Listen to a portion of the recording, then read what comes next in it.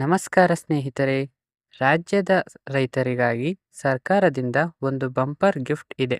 ರೈತರು ತಮ್ಮ ಜಮೀನುಗಳಿಗೆ ತಲುಪಲು ಎದುರಿಸುತ್ತಿದ್ದ ದಾರಿಯ ಸಮಸ್ಯೆಗೆ ಸಂಬಂಧಿಸಿದಂತೆ ಸರ್ಕಾರವು ಒಂದು ಮಹತ್ವದ ತೀರ್ಪನ್ನು ಪ್ರಕಟಿಸಿದೆ.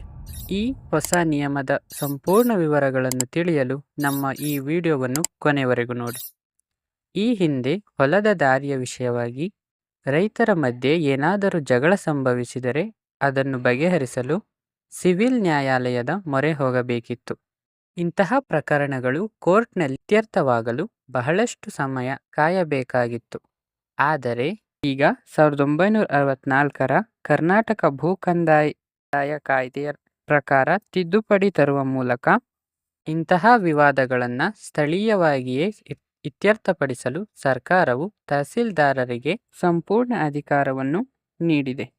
ನಿಮ್ಮ ಕೃಷಿ ಭೂಮಿಗೆ ಹೋಗಲು ಪಕ್ಕದ ರೈತರ ಜಮೀನಿನ ಮೂಲಕ ಹಾದು ಹೋಗುವುದು ಅನಿವಾರ್ಯವಾಗಿದ್ದರೆ ಅಂತಹ ಸಂದರ್ಭದಲ್ಲಿ ಭೂಮಾಲೀಕರು ದಾರಿ ಬಿಡಲು ನಿರಾಕರಿಸುವಂತಿಲ್ಲ.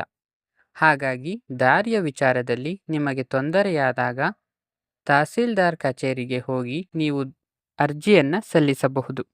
ನಿಮ್ಮ ಮನವಿಯನ್ನು ಸ್ವೀಕರಿಸಿದ ನಂತರ ತಹಸೀಲ್ದಾರರು ಸ್ಥಳಕ್ಕೆ ಭೇಟಿ ನೀಡಿ ನಕ್ಷೆಯನ್ನು ಪರಿಶೀಲಿಸಿ ದಾರಿಯನ್ನು ಗುರುತಿಸಲು ಆದೇಶವನ್ನು ಕೂಡ ನೀಡಬಹುದು.